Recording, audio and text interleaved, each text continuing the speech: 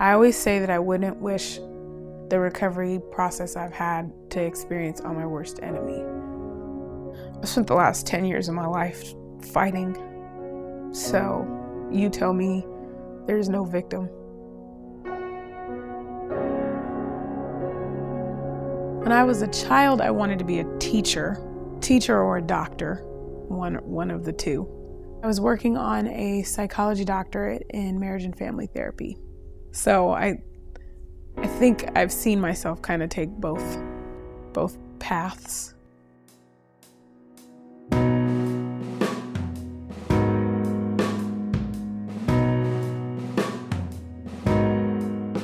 As much as both my parents had great qualities, there were a lot of really unhealthy things that happened to me as a child. When I was 2 years old, my dad was introduced to crack cocaine, and so he began abusing crack cocaine, and at the same time he was also physically abusing my mom. I found out later on that, the way that PTSD manifests itself in children is very different than the way that manifests itself in adults. And so I was having nightmares that weren't directly related to the trauma. I was waking up screaming in the middle of the night, and my mom couldn't really understand what was happening to me. My dad and I had gotten into a really bad argument when I was 14, and he threatened to kill me and my mother. And there was something that died in my heart that day. I remember thinking to myself, I don't want to do this anymore. And so I started to plan on how to leave home. There was a guy that was living next to my dad at that point in the apartment complex we lived in that was selling drugs in Sacramento, and said that me and my best friend could come live with him. He was 19 or 20 at the time, and we were both 14. We were there for about 2 weeks until we overheard them having a conversation about putting us on the stroll. And I had no idea what the stroll was, because that's just how naive I was. I asked my best friend, I said, well, what is the stroll? And she said, the hoe stroll.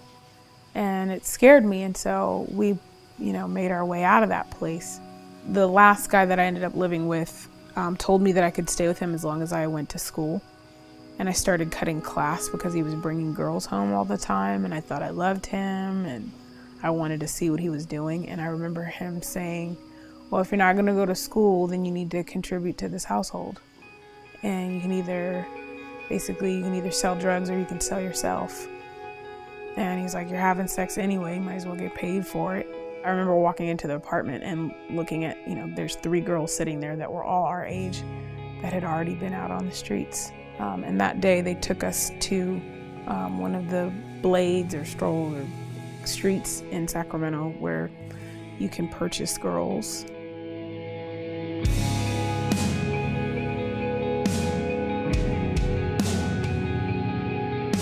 Life wasn't life. It was horrible. There wasn't anything glamorous about it. It's scary. You're dealing with constant harassment or physical abuse. You're dealing with physical abuse even when you do everything right. When you try to just stay out of the guy's way, at some point or another, they're going to take their anger out on you. I almost preferred the physical abuse over the emotional abuse, telling me, you might as well face it, you're just a hoe.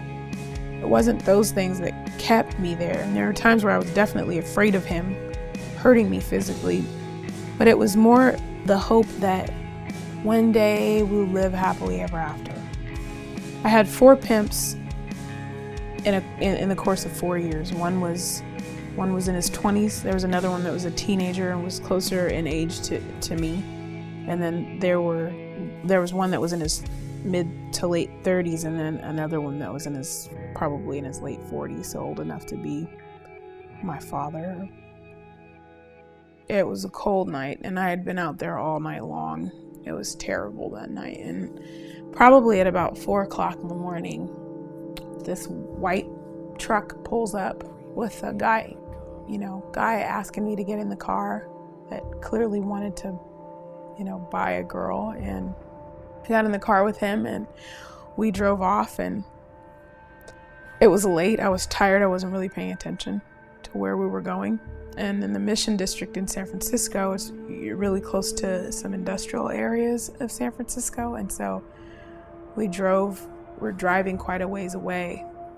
And I was saying something and I turned to my right and he grabbed me by my hair and slammed my face down on his genitals. And I hadn't even realized what he was doing until it was too late. And then he began to threaten me and tell me that he was going to kill me. We ended up in Hunters Point in the projects, and he's got me by my jacket and he's saying all these things in my ear and telling me what he's going to do to me. He's going to kill me, and all the sexual things he's going to force me to do. And all of a sudden 5 police cars pulled up, but they weren't there for us. They were there for something that was going on in the projects that we were in. And it scared him, and we drove off.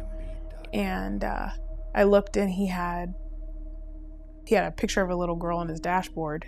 And so I was crying my eyes out and trying to figure out how to get out of this guy's car. Am I just going to open the door and just roll out of the car while it's moving? Because I'm thinking anything's better than being in the car with this guy.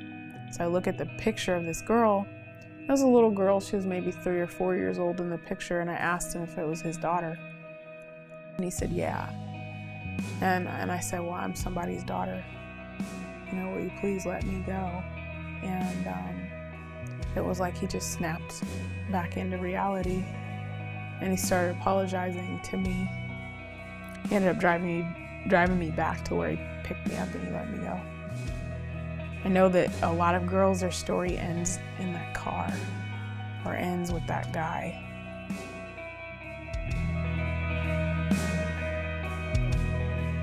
I couldn't function anymore. I couldn't pretend like I liked the guys that I was having to see. I was just angry and tired, and I wanted to have a normal life. 2 months into my first semester in college when I quit. I was scared.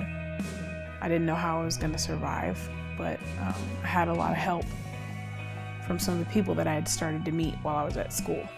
This particular family took me in and let me live with them for a period of time, and I got to see what it was like to be in a healthy family environment. They weren't perfect, but they were definitely nothing like what I was used to.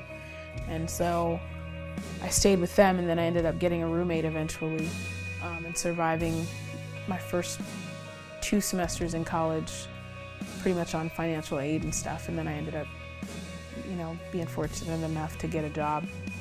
I got exposed to really healthy Christian community when I first got out, and that's been an ongoing part of my life. I can't even express how much of an invaluable part of my life my faith has been for me. Thinking that you can always go back to that if things get hard. But I didn't give myself an option. I didn't want to go back to that at all. So I just didn't.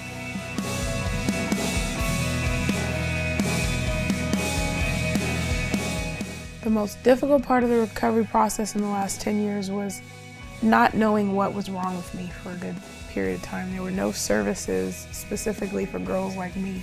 And I didn't feel like I had anywhere I could go where people actually understood what was happening to me.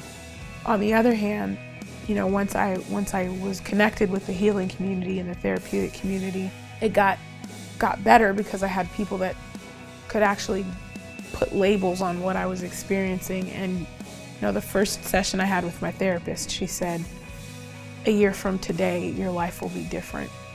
And when she told me that, I believed her. If it wasn't for trauma-informed therapy, I would not be able to function the way that I can today. There's absolutely no way I would be here today.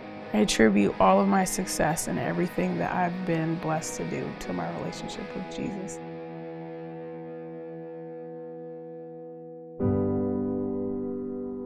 Last year, I was able to start Bridget Stream in memory of a good friend of mine. I met Bridget when I was 15, and she was a runaway.